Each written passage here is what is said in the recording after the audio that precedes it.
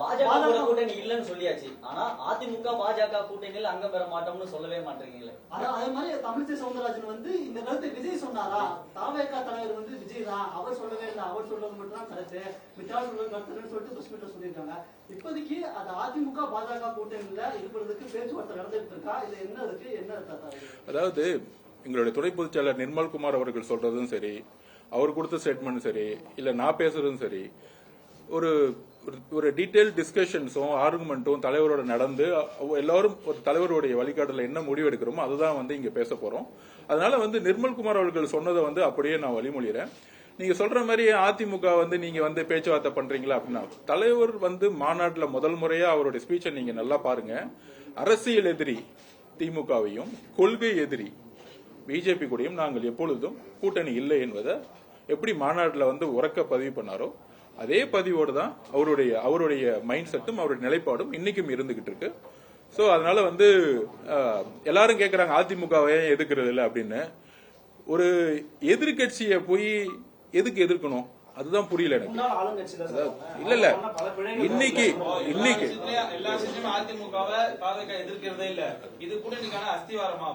ஒரு நிமிஷம், அதிமுக பிஜேபியோட சேர்ந்த உடனே அடுத்த நாளே ஸ்டேட்மெண்ட் வந்துருச்சு, அதிமுக பிஜேபியோட சேர்ந்தது தவறு அப்படின்னு ரொம்ப தெளிவா ரெண்டு பேஜ் ஸ்டேட்மெண்ட் உங்களுக்கு வந்துருச்சு.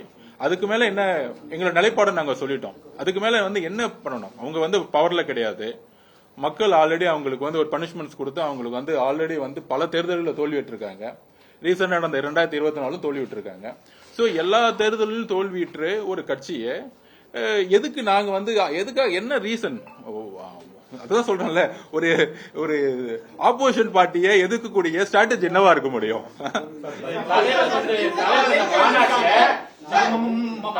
திமுக ஜெயிக்க வச்சிருக்காங்க நீங்க சொல்லிட்டீங்க. அப்ப நான் அந்த ஆட்சி கிளீனான ஆட்சி தானே. 2021 ஜெயிக்க வச்சாங்க. இந்த 4 வருஷம் என்ன நடந்துச்சு? அதுக்கு நான் சிறந்த உதாரணம் சொல்லிடுறேன். இந்த 4 வருஷமா தலித் மக்கள் இந்த 50 வருஷத்துல பாதிக்கப்பட்டதால் அதிகமா பாதிக்கப்பட்டிருக்காங்க. போன வாரம் நடந்த வடகாடு பிரச்சனையா இருக்கட்டும், வேங்கவேல் பிரச்சனையா இருக்கட்டும், அது தொட்டு பல்வேறு இடத்துல கோயிலுக்குள்ள போக முடியாத பிரச்சனை. வைக்கத்துக்கு போய் தொடங்கி வைக்கிறார் மாண்புமிகு முதலமைச்சர். ஆனா இங்க இருக்க கோயில் எல்லாம் போய் உள்ள போனால பூட்டி வைக்கிறாங்க.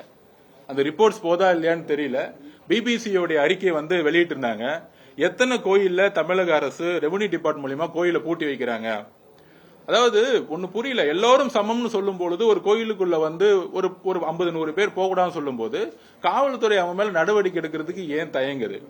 அப்பதான் இங்க சாதியின் அடிப்படையில் செயல்படக்கூடிய அரசியலா இது இருக்கு. சோ ஆனா மக்கள் சாதியின் அடிப்படையில் ஒரு தலைவனை தேர்ந்தெடுப்பது கிடையாது. அது 2026 மாறும். அதே போல விவசாயிகளுடைய பிரச்சனை இன்னைக்கும் திருவண்ணாமலையில சிப்காட்ல போராடிட்டு இருக்காங்க.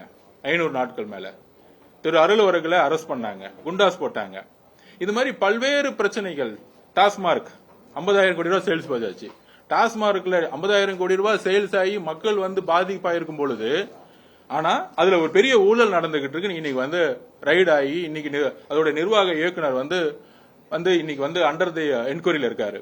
சோ இது மாதிரி எல்லா துறையிலையும் ஊழலை மட்டுமே அடிப்படையாக கொண்டு அந்த ஊழலை மறைக்கிறதுக்காக சமூக நீதியும் பிஜேபி எதிர்ப்பு மனநிலையும் மட்டுமே காமிச்சு இத்தனை காலம் அரசியல் ஜெயிச்சதுக்கான காரணம் பிஜேபியுடன் அதிமுக சேர்ந்ததுனால அந்த ஒரே ஒரு பிளானோட அவங்க ஜெயிச்சுட்டே இருந்திருக்காங்க. தமிழக வெற்றி கழகத்துடைய தலைவர் விஜயனுடைய வருகை உண்மையான அரசியலையும் வெளிப்படைத்தன்மையான அரசியலையும் உருவாக்கும் அப்படிங்கறத எங்களுடைய செய்திகளை உடனுக்குடனும் துல்லியமாகவும் தெரிந்து கொள்ள சப்ஸ்கிரைப் பண்ணுங்க.